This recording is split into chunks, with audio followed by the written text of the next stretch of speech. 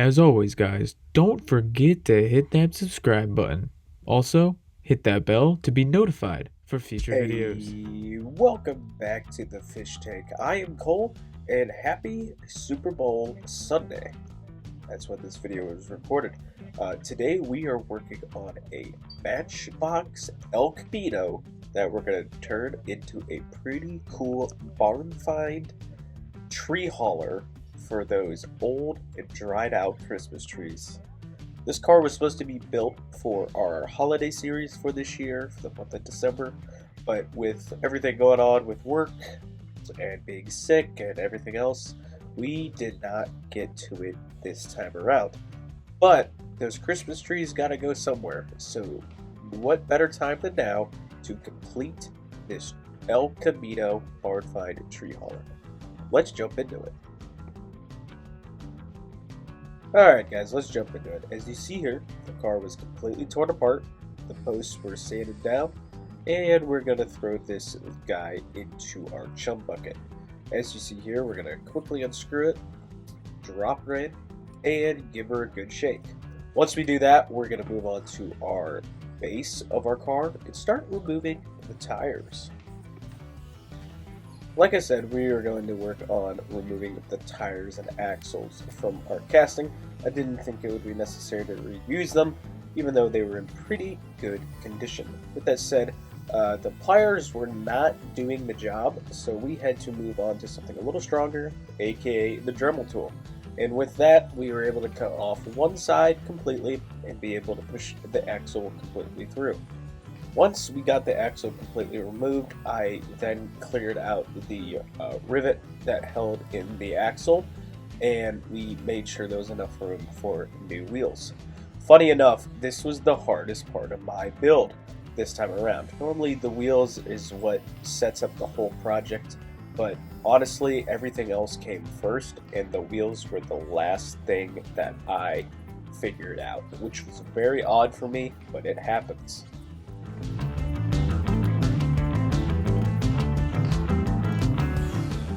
You guys have seen me do this multiple times. We're just going to quickly go over this.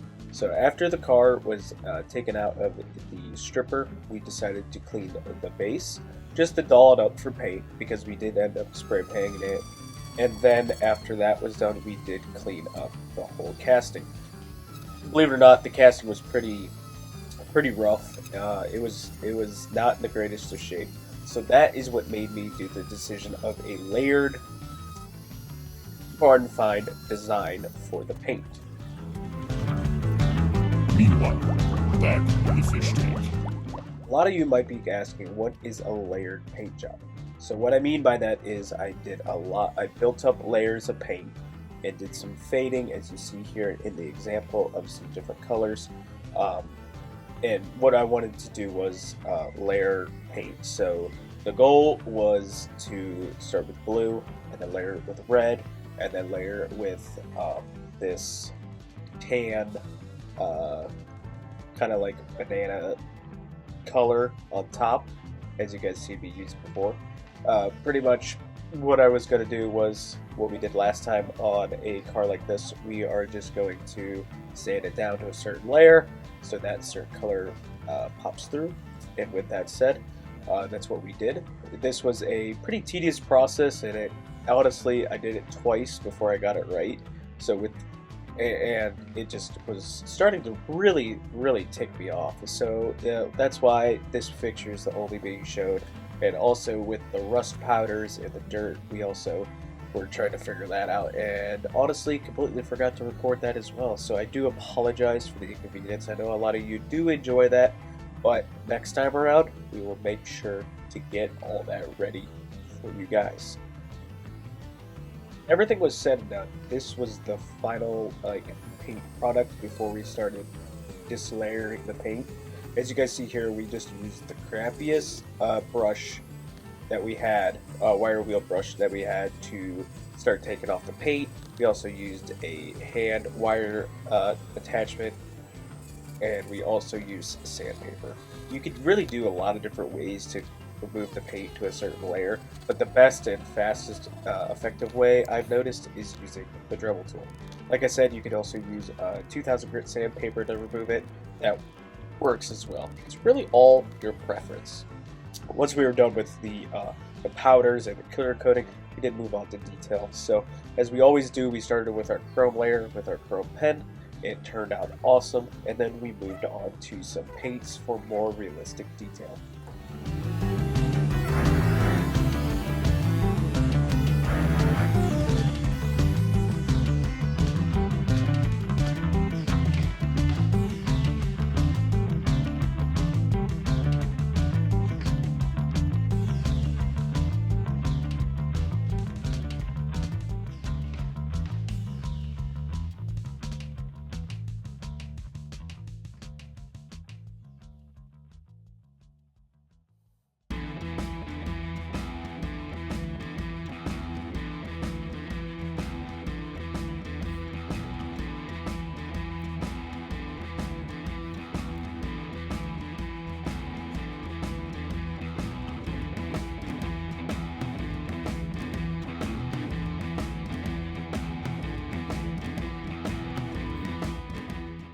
With everything said and done, we are back to where we started.